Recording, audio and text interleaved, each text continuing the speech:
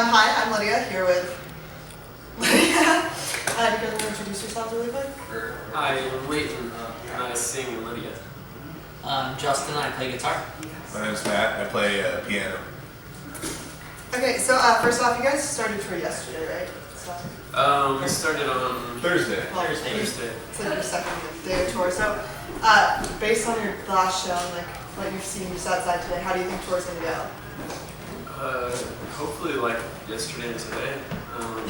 These shows are really cool. I don't know, yeah. Last night was like I guess you could call our hometown show. It's where we're from. So those guys were crazy.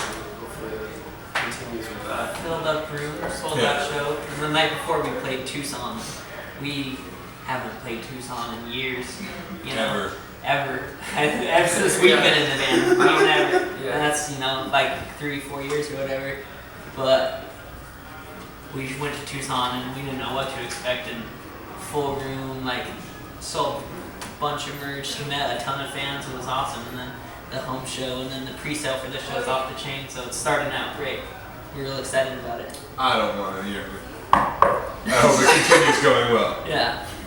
So you guys switched producers for your last album. So how was that different than like albums previous to that? I mean, it was. I guess we just wanted a new take and a fresh person to bounce ideas off of. In the past, it's been Matt and I'll pass. I mean, nothing against him. It's always good to get a new start on something and not get ideas that are stagnant or whatever. So it was just cool working with somebody new.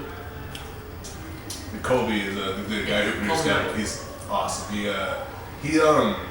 There's a lot of things like we're all three of us we're really adept at making strange noises and that kind of thing. So he kind of like let us, you guys make the weird noises and come up with strange ideas, and then he just really hammered us on making sure that the songs were as good as they could be, the vocal melodies were awesome, everything was memorable.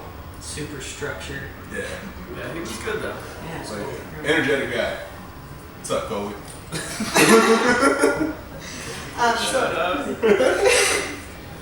So like, how would you describe your writing process and like going through an album? What are do you have like steps you take, or is it just?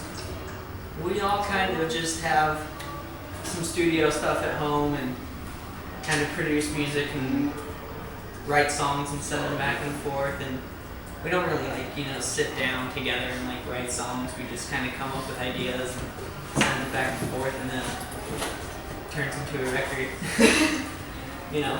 Down the road. It's not like.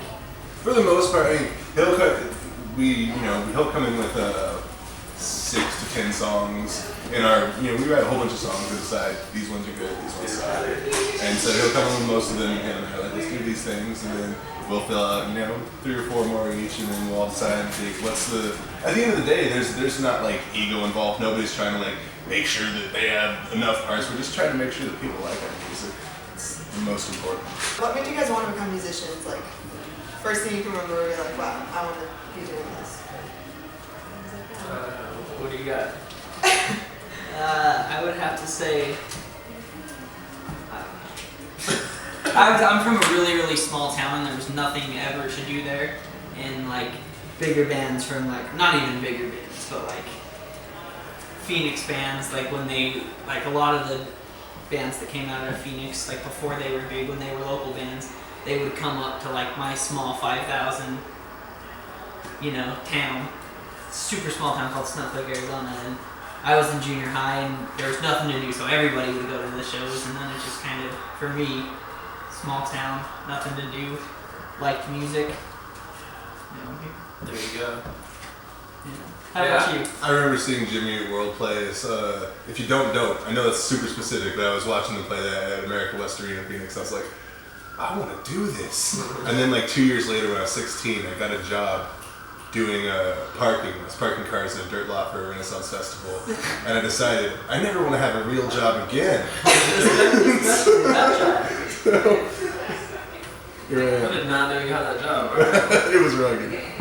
Yeah, I did this kind of the same thing. I just went to a lot of shows when I was a kid, as many as my mom would let me, and then I guess I just kind of like just sort of happened. It definitely, I didn't have like a Jimmy Eat World, this Sparkling moment. Yeah, it certainly wasn't like an epiphany or anything. It just sort of, I just always did it. I was in a talent show in like junior high school, and ever since then I just haven't stopped playing music.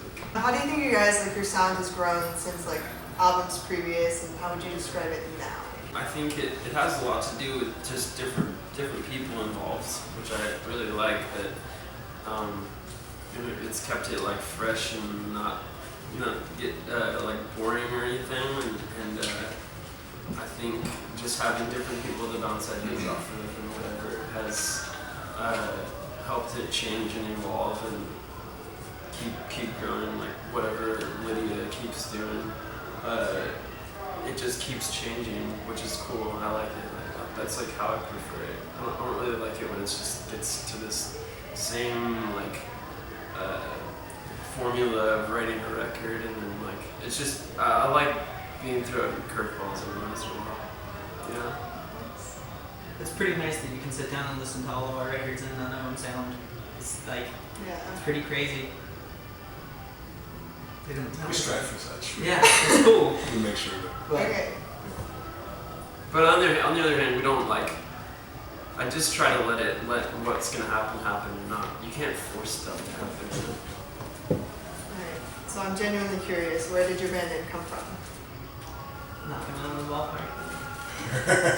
I wish I had like a cool story for that. We had a show and we didn't have a name, and it was our first show, and the promoter was like, "You guys have to have a name before you go on stage." And our old guitar player was like, "How about Lydia?" And everyone's like, "That'll work." And it just stuck over the years. Spot. Yeah. Well, it's a great name. I think he got it from Beetlejuice, the book. One of the characters was named Lydia, I think. Okay, so your guys' fan base is ridiculously dedicated. Like, it's amazing. So how does that make you feel as a band? I guess if it doesn't make you feel awesome, you're kind of an asshole. There it is. No, it's incredible. It blows my mind every time we play a show. Every time we go back and sign stuff, and there's 15 people that come up every night with a tattoo and just saying, "I just got this," and I'm just like, really, wow. Half sleeve album art on your arm, just like, oh my god. It's incredible. That's absolutely insane. That's got to be one of the biggest reasons I still play music, just because those guys are incredible. Anything we put out, they love it. It's awesome.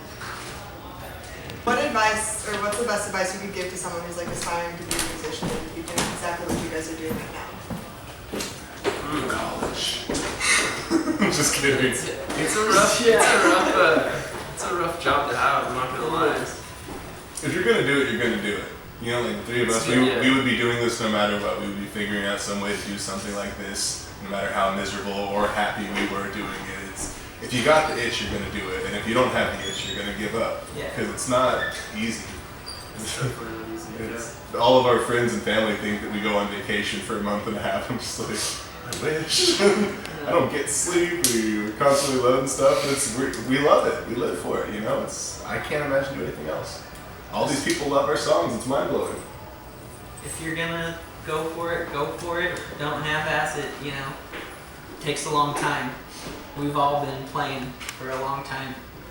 It's not like something that just gets really handed. Like, here you go, you know. So that's what I would say. Hang in there if you want to. See what happens. Yeah.